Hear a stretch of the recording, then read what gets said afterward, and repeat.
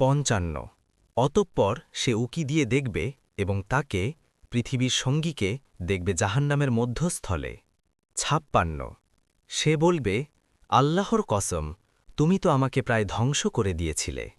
৫৭ আমার রবের অনুগ্রহ না থাকলে আমিও তো জাহান্নামে হাজিরকৃতদের একজন হতাম। ৫৮ জান্নাতবাসী ব্যক্তি বলবে, তাহলে কি আমাদের আর মরার হবে না?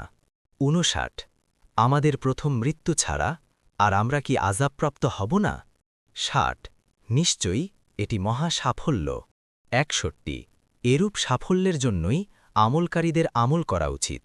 ৬২ আপ্যায়নের জন্য এগুলো উত্তম না জাক্কুম বৃক্ষ? ৬৩ নিশ্চয়ই আমি তাকে জালিমদের জন্য করে দিয়েছি পরীক্ষা। ৬৪ নিশ্চয়ই এই গাছটি জাহান্নামের তলদেশ থেকে বের হয়। ৬৫ এর ফল যেন শয়তানের মাথা। ৬৬ নিশ্চয়ই তারা তা থেকে খাবে এবং তা দিয়ে পেট ভর্তি করবে।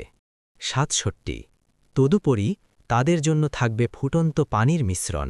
৬৮ তারপর তাদের প্রত্যাবর্তন হবে জাহান্নামের আগুনে।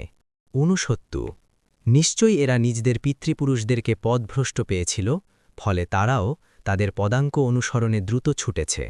৭১ আর নিশ্চয়ই এদের পূর্বে প্রাথমিক যুগের মানুষের বেশিরভাগই পথভ্রষ্ট হয়েছিল। ৭২ আর অবশ্যই আমি তাদের কাছে সতর্ককারীদেরকে পাঠিয়েছিলাম। ৭৪ অবশ্য আল্লাহর মনোনীত বান্দারা ছাড়া।